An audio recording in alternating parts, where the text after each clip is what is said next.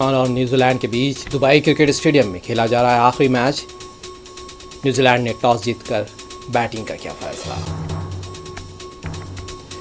अमेरिकी रियासत कैलिफोर्निया के श्री स्वामी नारायण मंदिर में नामालूम अफराद ने की तोड़फोड़। हिंदुस्तान मुखालिफ नारे भी दर्ज। पुजारियों ने हमले की मजम्मत।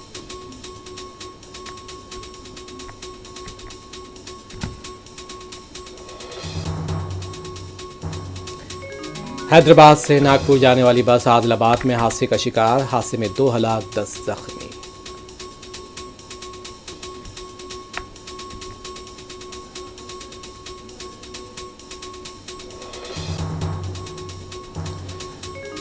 कार केनार में गिर पड़ी, बीवी जिंदा बच गई, शौहर 2 बच्चे गरकाब। तेलंगाना के जिले वरंगल में पेश आया हादसा।